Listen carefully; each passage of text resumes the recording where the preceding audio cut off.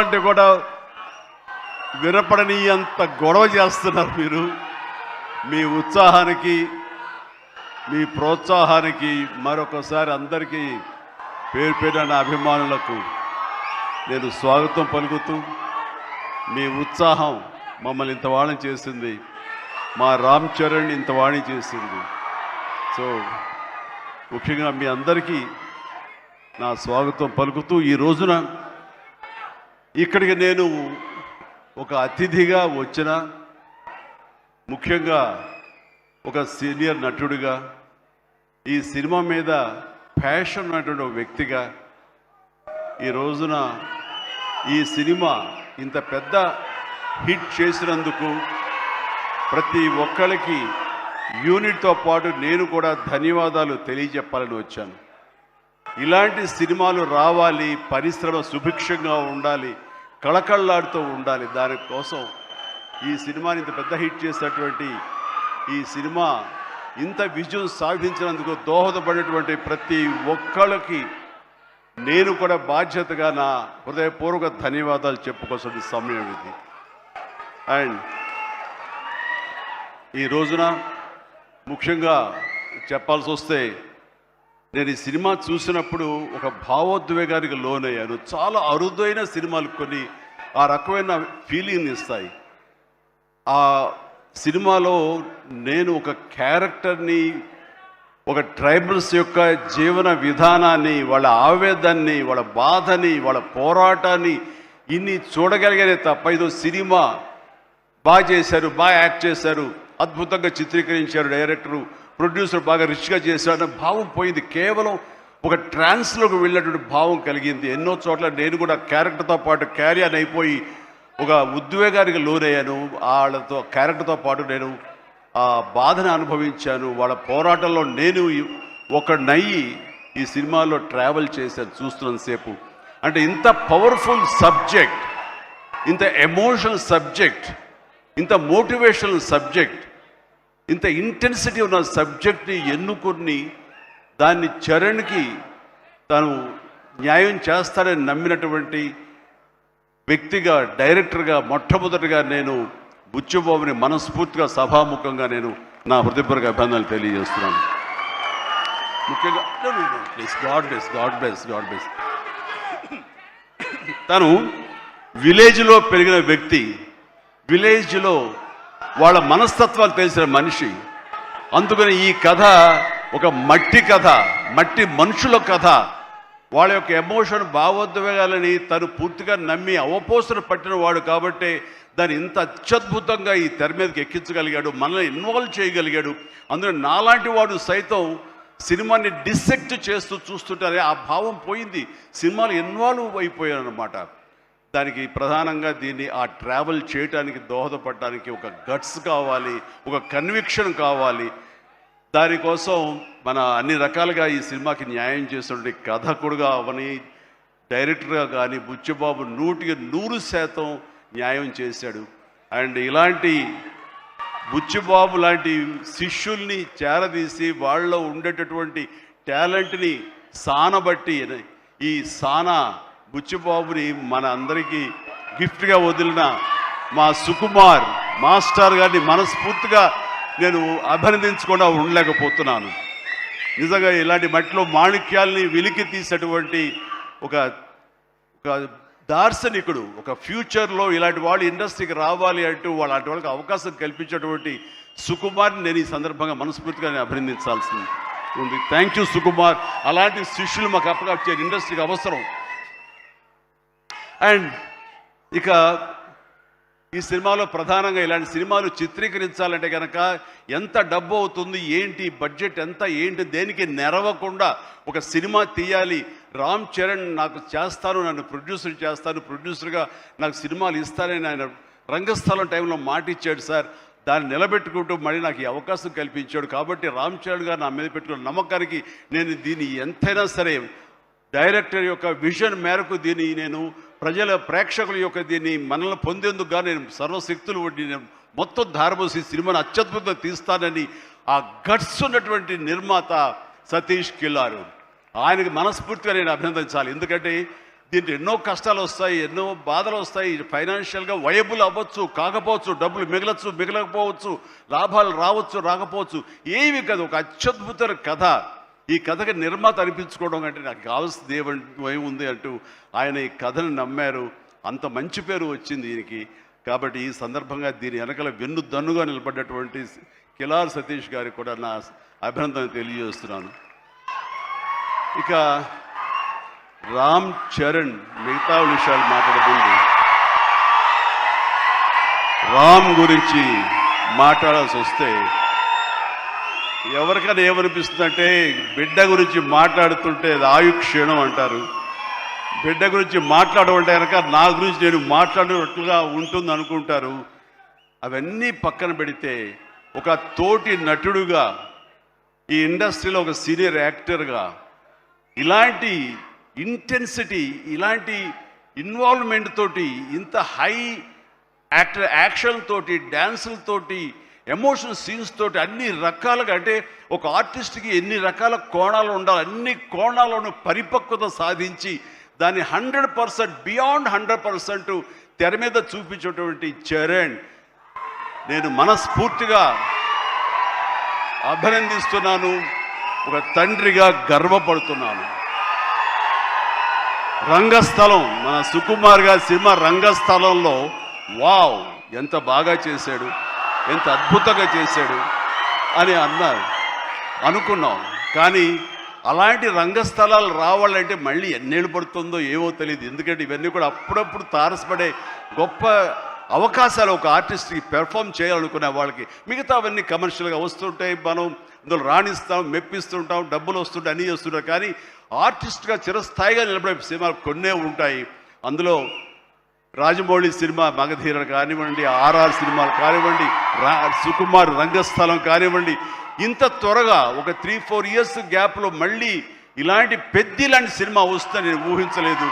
Really ఆ రకంగా చరణ్ చాలా అదృష్టవంతుడు ఈ క్యారెక్టర్ రావటానికి. ఈ క్యారెక్టర్లో నేను చూస్తుంటే కాసేపు చరణ్ సినిమా అని కూర్చోనే తప్ప నేను కానీ వాళ్ళ మమ్మీ కానీ థియేటర్లో చరణ్ మాకు కనిపించలా, పెద్దే కనపడుతూ వచ్చాడు, పెద్దే ఆల్రిస్తూ వచ్చాడు. సో ఇది చాలా రేరుగా ఉంటుంది. సినిమా అలా కట్టిపడేయటం, క్యారెక్టర్లో కట్టిపడేయటం అంటే కనుక తను ఆ క్యారెక్టర్ని అవపోసన పట్టాడు, దాన్ని పూర్తిగా దాన్ని నమ్మాడు. ఆ క్యారెక్టర్ డైరెక్టర్కి ఏం కావాలో అది డెలివరీ చేయాలన్నాడు. ఒకే ఒక సంకల్పంతో ఉండకపోతే, అంత కఠోరంగా దాన్ని నమ్మి వెళ్ళకపోతే అతను ఖచ్చితంగా ఇందులో ఇంత సక్సెస్ అయ్యేవాడు కాదు. ఇంతమంది చేత ఇలా శభాష్ అనిపించుకునేవాడు కాదు. చెప్పాలంటే ఈ సినిమా చరణ్ మనల్ని సంతోషపెట్టాడు, మన చేత ఆనందంగా గెంతులు వేయించాడు, మన చేత బాధ పెట్టాడు, ఆ బాధకు మనం లోనయ్యేలా చేశాడు, ఆఖరికి విజయం సాధించాడు. ఇలాగా ఎన్ని రకాలుగా చూసుకున్నా సరే ఈ పెద్ద క్యారెక్టర్లో తను రాణించిన విధానానికి, తను పడ్డ కష్టానికి నేను మనస్ఫూర్తిగా నా అభినందనలు తెలియజేస్తూ మరొక ఎన్నో విషయాలు చెప్పాలి. అందులో మరొక విషయం ఏంటంటే ఆర్టిస్టులు అనేవాళ్ళు వాళ్ళ క్యారెక్టర్లో ఎమోషన్ వాళ్ళు ఓన్ చేసుకుని ఫీల్ అవ్వాలి తప్ప వాళ్ళు ముఖవళికలతోటి, ఫేషియల్ ఎక్స్ప్రెషన్స్ తోటి, ఫేషియల్ మజిల్స్ తోటి రాణించి రక్తి కట్టించాలన్నది పెర్ఫెక్ట్ యాక్షన్ కాదు. చాలామంది గొప్ప యాక్టర్లు ఉంటారు, వాళ్ళందరూ కూడా వాళ్ళు తెర మీద బాధపడుతూ మనల్ని బాధ పెడతారు. కానీ లోపల ఉన్న ఫీల్ని వాళ్ళు ఫీల్ అవుతూ తన మనసు లోపల అంతర్గతంగా ఏమి ఫీల్ అవుతాడో దాన్ని కళ్ళ ద్వారా మాత్రమే చూపిస్తూ మనల్ని కంటదరి పెట్టించే విధంగా చేశాడే అది పరిపూర్ణమైనటువంటి నటన, పరిపక్వత ఉన్నటువంటి నటన. ఈ రోజున రామ్ చరణ్లో పరిపూర్ణత, పరిపక్వతను నేను 100% నేను సాటిస్ఫై అయ్యే విధంగా చేయగలిగాడు. మీరందరూ కూడా ఆశీస్సులు అందించే విధంగా, దాన్ని ఆమోదించే విధంగా ఈ రోజున తెర మీదకి కనిపించిందంటే కనుక అది దాన్ని మనస్ఫూర్తిగా ప్రతి ఒక్కళ్ళం అభినందించాల్సినటువంటి ఇది. ఇక సినిమాని మనసుతోటి ఎలా ఫీల్ అయ్యి చేశాడో అది అలా ఎగ్జిబిట్ అయింది కాబట్టి మన మనసును తాకాడు. అది పక్కన పెడితే ఏ రకంగా బాడీ ట్రాన్స్ఫార్మ్ అయ్యాడు. ఒక నిమిషం ఆగండి. మీరు బాధ్యతగా వినండి. నేను చెప్పే విషయాలు మీ అందరిని కూడా మోటివేట్ చేసే విషయాలు, అందుకనే మీరు క్రమశిక్షణతో ఉండండి. Thank you very much. Please ఒక నిమిషం. మీరు ప్రతి వాళ్ళకి ఒక ధ్యేయం ఉండాలి. ఆ ధ్యేయంని మనం ఓన్ చేసుకోవాలి. ఆ గోల్ వైపు వెళ్ళేందుకు ఫిజికల్ కష్టం అయినా సరే ఎలా పడాలంటాలో, ఈ రోజున ఒక స్టార్ కొడుకు గోల్డెన్ స్పూన్తో పుట్టాడు. చరణ్కి అవసరం లేదు, డైరెక్టర్ ఏం చెప్పాడు అది మెకానికల్గా చేసి వెళ్ళిపోతే ఇదే సినిమా ఇదే హిట్ అవుతుంది, ఇంతే అవుతుందేమో తెలియదు, కానీ దాన్ని మించి అయ్యింది, బియాండ్ 100% అయ్యింది అంటే కనుక చరణ్ వన్ మ్యాన్ షో అంటున్నాడు అన్న. మీరందరి చేత నేషనల్ అవార్డు వస్తుంది. నేషనల్ అవార్డు విన్నింగ్ పెర్ఫార్మెన్స్ అంటున్నారంటే అవార్డు రానివ్వండి రాకపోనివ్వండి అది పెద్ద సమస్య కాదు. ఈ రోజున రంగస్థలాన్ని కూడా రావాలని నాతో సుకుమార్ గారు ఎన్నోసార్లు అన్నారు. ఇది అవార్డు విన్నింగ్ పెర్ఫార్మెన్స్ అని అంత బాగా చేశాడు మన చరణ్ అంటూ. అంటే అవార్డు రావాల్సిన అవసరం లేదు. అవార్డు రావడం ఎన్నో దారులు ఉంటాయి, రావచ్చు రాకపోవచ్చు. బట్ ప్రజల మనుషుల్లో ఎంత అత్యుత్తమ నటన ఇచ్చాడు అన్నారే, దాన్ని మించిన అవార్డు ఇంకోటి ఉండదు అనేది నేను ప్రగాఢంగా నమ్మిన విషయం. కాబట్టి చరణ్ వాళ్ళందరూ ఒక way of expression, award winning performance అంటుంటే కనుక థ్యాంక్ యూ సో మచ్ అనుకోవాలి. కానీ ఈ సినిమాలో తన బాడీగా ట్రాన్స్ఫార్మ్ అయ్యింది. నేను ఎవ్రీ డే ఇంట్లో చూసేవాడిని. ఎర్లీ మార్నింగ్ లెగిచి ఎక్సర్సైజ్ చేసి క్రమం తప్పకుండా ఎక్సర్సైజ్ చేసి మళ్ళీ పగలంతా ఇక్కడ యాక్షన్ సీక్వెన్స్లో పాల్గొని అలిసిపోయి ఇంటికి వచ్చి స్నానం చేయకుండా మొహం గడుక్కుని ఒక సూప్ తాగి కొంచెం ఎనర్జీ గెయిన్ అయిన తర్వాత మళ్ళీ 9 to 10 ఈవినింగ్ మళ్ళీ ఎక్సర్సైజ్ చేసేవాడు. నేను అన్నాను, అవసరమా ఇది, ఇలా చేస్తున్నాడు వీడు, అవసరమా అంటే లేదు, రేపు మార్నింగ్ మళ్ళీ ఫ్రెష్గా ఉండాలి, బాడీ లేకపోతే సహకరించదు, రేపు పొద్దున మళ్ళీ యాక్షన్ సీక్వెన్స్లు ఉన్నాయి, ఈ రెజ్లింగ్ ఉంది నాకు, అది ఇది అని చెప్తుంటే కనుక వాళ్ళ అమ్మ చాలా బాధపడిపోతుంటుంది. కానీ నాకైతే మాత్రం శబాష్, కష్టాన్ని నమ్ముకున్నాడు, నాకేంట్లే అనే ధోరణిలో లేడు. నేను మనస్ఫూర్తిగా అంతరాలలో మనసుల్లో నేను తన్ని చాలా ఎప్రిషియేట్ చేస్తూనే ఉండేవాడిని. ఒకరోజు సడన్గా ఫోన్ కాల్ వచ్చింది. బాబుకి చరణ్కి ఒక దెబ్బ తగిలింది సార్, గవర్నమెంట్ హాస్పిటల్కి తీసుకెళ్ళి. అనగానే ఎలా ఉంటుంది, ఏం దెబ్బ తగిలింది, ఎంత తగిలింది, ఎంత ఇదేంటి, ఈ యాక్షన్ సీక్వెన్స్ అంటున్నాడు మాకు తెలుసు అనేసరికి ఏం దెబ్బ తగిలింది సార్, మీకు ఫోటో పంపిస్తానని ఫోటో పంపించారు. ఫుల్ ఈ కన్ను కన్నంత ఎర్రగా అయిపోయి కిందంతా రక్తధారతో వస్తే ఆ స్టిల్ చూసిన తర్వాత కన్నుకి ఏమైనా అయిందా, కన్నే పోయిందా అనే భావంతో కంగారు పడిపోయాం. వాళ్ళ అమ్మకు చూపించకూడదా అని చెప్పేసి ఏంటంటే ఇది బాబు హాస్పిటల్ చిన్న ట్రీట్మెంట్ అంట, ఏదో చిన్న ఇదంట అని అన్నానే. కానీ ఆ డాక్టర్ మన సుధాకర్ ప్రసాద్ గారు, ఆయన కాస్మెటిక్ సర్జన్, ఆయన చూసి ఆయనతో మాట్లాడిన తర్వాత చాలా అదృష్టం అండి, కన్ను గుడ్డు పోవాల్సింది పోకుండా ఐబ్రోకి కింద నుండి బోన్ దగ్గర అవతల ఒక డ్రెస్లర్ ఒక గుండు వచ్చి హిట్ చేసింది, అది కట్ అయింది కిందంతా, అంతే తప్ప ఇంకేం కాలేదు, అవి నేను ఎలాంటి ఇబ్బంది లేకుండా నేను స్టిచెస్ చేస్తున్నాను అని చెప్పేసి అంటున్నాడు. ఒక 7-8 పడ్డాయి స్విచెస్. ఆ తర్వాత అన్న తర్వాత ఒక సై ఆఫ్ రిలీఫ్ అమ్మాయి, అప్పుడు చెప్పిన వాళ్ళ అమ్మకి పెద్ద ప్రమాదం ఏం కాదని చెప్పేసి. సో అలాంటివి ఉన్నప్పుడు, అంత కష్టం తీసుకుంటున్నప్పుడు నేను బాధపడే కంటే కూడా సంతోషపడ్డాను. ఎస్ అని ఇలాగా ఇది జరుగుతున్నప్పుడు నాకు ఒక పాత ఇన్సిడెంట్ ఒకటి గుర్తుకొచ్చింది. గూండా సినిమా, అది 1983 ఎండ్లో అనుకుంటా, బహుశా నాకు ఇంకా అప్పుడు చరణ్ పుట్టలేదు, మరి కడుపులో పడ్డాడేమో తెలియదు నాకు, ఆ సినిమా టైమింగ్ అది తెలీదు. ఆ సినిమాలో ఒక ట్రైన్ కింద నేను హ్యాంగ్ అవుతూ ఆ రాడ్ పట్టుకుని క్రాల్ అవుతూ పాకుతూ వెళుతూ ఉంటే, రన్నింగ్ ట్రైన్లో ఒక 30-35 కిలోమీటర్ స్పీడ్లో వెళ్తూ ఉంటే కెమెరాలు 4 పక్కల ఫిక్స్ చేసేసారు. అలా చేసుకుంటూ వెళ్ళిన తర్వాత అక్కడ మా నాన్నగారు ఉన్నారు. ఆయన అప్పుడప్పుడు నా షూటింగ్స్కి వస్తుండేవారు రాజమండ్రి అటు వెళ్ళినప్పుడు. ఆయన చూసిన తర్వాత ఎందుకో కడుతారు, డూపో లోపల పడుకుంటాడేమో అనుకుంటే నేనే పడుకునేసరికి నాన్న కంగారు పడ్డారు. ఒక 2 కిలోమీటర్ల తర్వాత బండి ఆగింది. అక్కడి నుంచి మళ్ళీ తిరిగి వెనక్కి వచ్చేసరికి నాన్న కంగారుగా, ఇంత కష్టం పడాలా నువ్వు, ఇలా చెయ్యాలా, ఇలాంటి షార్ట్గా డూప్లు ఉంటారు కదా, నువ్వెందుకు వెళ్ళాలి, ట్రైన్ కింద నువ్వు దూరటం ఏంటి, వెళ్ళటం ఏంటి, ఒక 3 ఇంచెస్ కిందకి వెళ్తే కంకర్రాళ్ళు తగులుతుండే కదా, ఏమైపోతావు అని చెప్పేసరికి, నాన్న ఇలాంటి చేయకపోతే కనుక మరి నా అభిమానులు ఎలాగా ఆనందపడతారు, వాళ్ళని అలరించడం కోసం నేను చెయ్యాలి, మీరు ఇలాంటివి చెప్పి నన్ను డిసప్పాయింట్ చేయకండి, మీకు తెలియదు ఊరుకోండి, ఏం పర్లేదు, ఏం కాదు, అన్ని దగ్గర జాగ్రత్తగా ఉన్నాం కదా అంటే, ఇప్పుడున్నంత సేఫ్టీ హార్నెస్లు కానీ సేఫ్టీ ప్రికాషన్స్ కానీ ఆ రోజులు లేవు.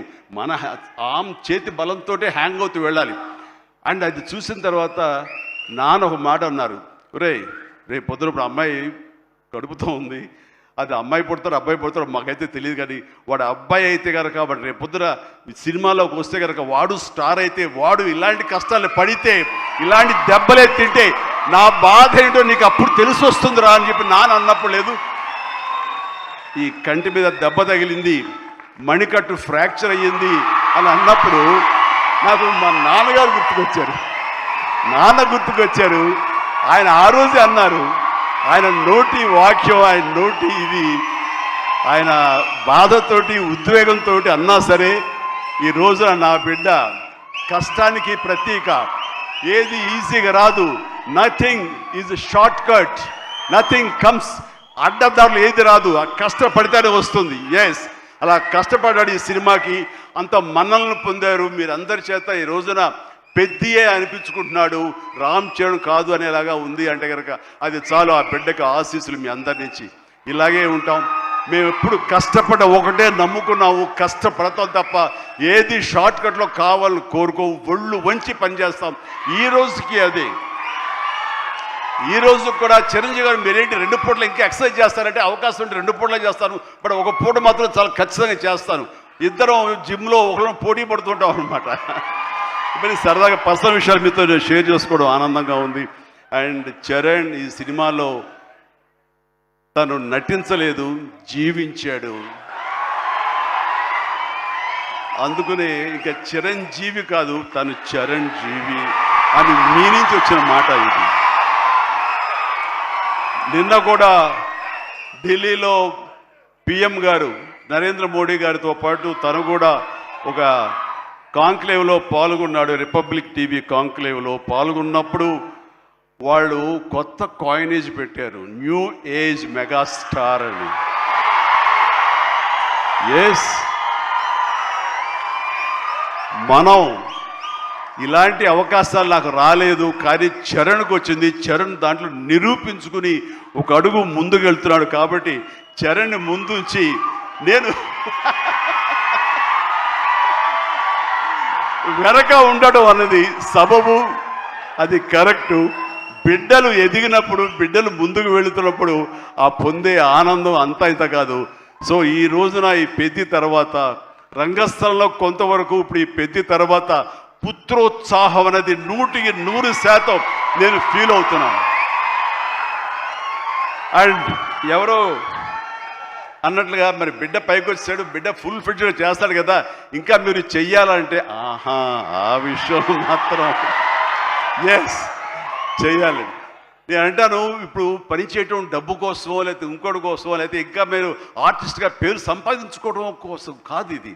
ఇది పని చేయటంలో ఆనందం ఉంది, పని చేయటంలో ఒక ఎనర్జీ ఉంటుంది. సో అది పూర్తిగా జీవితకాలం అనుభవించిన నాకు, 47 సంవత్సరాల పాటు అనుభవించిన నాకు ఆ పని అంటే ఆ ఉత్సాహం అంతే. జస్ట్ 24 hours బ్యాక్ మొన్న ఉదయం 4:30 లేచాను. ఎందుకంటే ఎక్కడో అల్యూమినియం ఫ్యాక్టరీలో నేను 8 o'clock షార్ట్లో ఉండాలి అంటే 4:30 లెగిస్తేనే కానీ నేను వెళ్ళలేను. 4:30 లేచాను, ఒక 1 hour ఎక్సర్సైజ్ చేస్తాను, మేకప్ అండ్ వెళ్ళిన తర్వాత ఏం ఓపిక అండి మీకు అట్లాగా, ఇంకా ఎన్నాళ్ళు పని చేస్తాను మా ఆవిడ అంటుంటే, సరే చాలు వెళ్ళమ్మా ఇలా చెప్పిన డిసప్పాయింట్ చేయకుండా నేను చేయాలి, చేతిలో ఉత్సాహం అని చెప్పి అంటాను.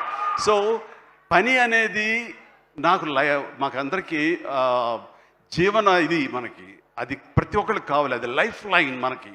సో పని చేసే విధంగా ఉండాలి. సోంబేరితనం కానీ, చూద్దాంలని పోస్ట్పోన్మెంట్లు కానీ, ప్రొకాస్టినేషన్స్ కానీ ఇవన్నీ కూడా మా దగ్గరికి, మా ఇంట్లోకి రావు, మా గుమ్మంలోకి రావు, మా యొక్క కాంపౌండ్లోకి రావు. అందుకనే అదే కష్టాన్ని తను నమ్ముకున్నాడు, అదే కష్టాన్ని నేను నమ్ముకున్నాను. మా కష్టానికి ప్రతిఫలంగా మమ్మల్ని ఎక్కడో, మీ గుండెలు ఎక్కడో పెట్టారు. అంత మంచి స్థానం మాకు ఇచ్చినందుకు చరణ్ తరపున, నేను మా కుటుంబం తరపున మీ అందరికీ మనస్ఫూర్తిగా, ప్రజానీకానికి, ప్రేక్షక లోకానికి, ఎవరైతే ఈ సినిమాని ఆదరించారో, చిన్న బిడ్డల దగ్గర నుంచి, టీవీల ముందు డ్యాన్స్ వచ్చే బిడ్డల దగ్గర నుంచి, థియేటర్లో కన్నీళ్ళు పెట్టుకుని ఎమోషన్లో అయినటువంటి యువత వరకు, అమ్మాయిలు కానీ, అబ్బాయిలు కానీ, పెద్దవాళ్ళు కానీ, వీళ్ళందరూ చూసి ఆనందిస్తుంటే నేను కూడా వావ్ చాలు ఈ జన్మ కన్నా ఫీలింగ్ నాకు ఇచ్చాడు. Thank you Charan, love you రా, లవ్ యూ మై గాడ్. ఇక ఈ సినిమాలో ప్రత్యేకంగా చెప్పాల్సింది నెక్స్ట్ జగపతి బాబు గారు. జగపతి బాబు గారు ఆంగికం, ఆహార్యం టోటల్గా మారిపోయింది. అసలు జగపతి బాబు అనే ఆ వాయిస్ వినేంతవరకు నాకు తెలియదు. ఈ సినిమాలో ఒక ఆయువు పట్టులాగా ఉండి ఒక సోల్ ఆఫ్ ద ఫిలిం అని చేసి తను పెర్ఫార్మెన్స్ తోటి ఆ సినిమా హీరోని ఎవరైతే పెద్దని మోటివేట్ చేసే విధంగా ఆ క్యారెక్టర్ కన్సీవ్ చేయటం కానీ ఆ క్యారెక్టర్ని తీర్చిదిద్దిన తీరు కానీ చాలా అద్భుతం. అలాగే ఒక హుందాతనంతో శివరాజ్ కుమార్ ఎందుకు పెట్టారా ఏముంటుందో అనుకుంటే కనుక చరణ్ లాంటి ఆర్టిస్ట్ని మీద అజమాయిషీ చేసేవాడు ఎవరైనా ఉండాలి అంటే వాడికి ఒక స్టామినా ఉండాలి, ఒక స్ట్రెంగ్త్ ఉండాలి, ఒక ఇమేజ్ ఉండాలి. అందుకనే శివరాజ్ కుమార్ నాకు సోదరుడు సమానం. తను తీసుకుని ఈ సినిమాలో హుందాతనంతో తన డిగ్నిఫైడ్గా తను చేసి ఈ క్యారెక్టర్కు నిండుదనం తీసుకొచ్చాడు. అలాగే తన అందచందాలతో ఆనాడు మా శ్రీదేవి తనయ జాహ్నవి కపూర్ తన అందాలతోటి సాంగ్స్ తోటి అమ్మాయి అలరించింది. అండ్ దాని తర్వాత ప్రతి నటులకు పేరున నా హృదయపూర్వక అభినందనలు తెలియజేస్తున్నాను. తర్వాత ప్రధానంగా ఇక టెక్నీషియన్స్కి వస్తే కనుక రెహమాన్ గారికి ప్రథమ తాంబూలం ఇవ్వాలి. రెహమాన్ గారు ఈ సినిమా ఎలా ఒప్పుకున్నారు, ఏమిటి, ఎలా ఒప్పించాడు, నువ్వే భాషతో మాట్లాడేవని జోక్ చేస్తూ మాట్లాడుతున్నాం. కానీ ఒక మంచి కంటెంట్ ఉంటే కనుక ప్రాణం పెట్టి చేయాలనుకునే ప్రతి టెక్నీషియన్ దాన్ని ఓన్ చేసుకుంటాడు. ఆ రకంగా ఈ కథని పెద్దని ఓన్ చేసుకుని దానికి ప్రాణ ప్రతిష్ఠ చేసినటువంటి రెహమాన్ దాని సాంగ్స్ ఇచ్చి మేము అందరి చేత ఉత్సాహంగా కేరింతలు పెట్టే విధంగా ఉత్సాహం డ్యాన్స్ ఇచ్చే విధంగా చేసినటువంటి రెహమాన్ గారికి కూడా సభాముఖంగా నా హృదయపూర్వక అభినందనలు తెలియజేస్తున్నాను. అండ్ ర్యాండీ రత్నవేలు గారు మాకు మన సినిమాలు పనిచేశారు, మా 150కి. అలాగే చరణ్తో కూడా కపుల్ ఆఫ్ మూవీస్ చేశారు. ఆయన టోటల్గా ఇంకొక పెద్ద లోకాన్ని చూపించాడు. ఆయన పెద్ద లోకాన్ని అంటే ఎక్కడ కూడా అది మన హైదరాబాద్ పరిసర ప్రాంతాల్లోనూ మహా అయితే కొంచెం శ్రీలంక దాకా వెళ్ళారు. శ్రీలంకలో తీసి ఎక్కడ చేశారు. కానీ అది టోటల్గా గతంలో ఎప్పుడు చూడని విజువల్స్, ఆ రకంగా విజువల్ వండర్ క్రియేట్ చేసిన రత్నవేలును కూడా మనస్ఫూర్తిగా నేను అభినందిస్తాను. అలాగే ఆర్ట్ డైరెక్టర్స్ కానివ్వండి, ప్రొడక్షన్ మన నూలి ఎడిటర్ నవీన్ నూలి గారు కానీ ఇలా ప్రతి ఒక్కరు కూడా పూర్తిగా ఇన్వాల్వ్ అయ్యి వాళ్ళ శాఖలో న్యాయం చేస్తూ టోటల్గా కాంప్రహెన్సివ్గా ఈ సినిమాకి మరో లెవెల్కి వెళ్ళడానికి దోహదపడ్డారు. వీళ్ళందరికీ కూడా మనస్ఫూర్తిగా అభినందిస్తూ, సతీష్ గారు ఇలాంటి సినిమాలు మీరు చేయండి. అండ్ ఈ సినిమాలు డెఫినెట్గా ఆదరిస్తారు ఒక న్యూ వేవ్ థాట్ తోటి. అండ్ బుచ్చి మళ్ళీ ఒకసారి చెప్తున్నాను, ఇలాంటి అవకాశాలు ఇలాంటి థాట్స్ వస్తే మాత్రం డెఫినెట్గా నువ్వు చేయాలి మీ గురువుగారి ఆశీస్సులతోటి. అండ్ మనస్ఫూర్తిగా అభినందిస్తూ నాకు ఈ అవకాశం ఇచ్చినందుకు thank you so much. Thank you and excellent. Bye everyone, good night and take care. జాగ్రత్తగా వెళ్ళండి. అమ్మా నాన్నలు మీకోసం ఎదురు చూస్తుంటారు. సంతోషంగా ఇంటికి వెళ్ళండి. Bye, good night.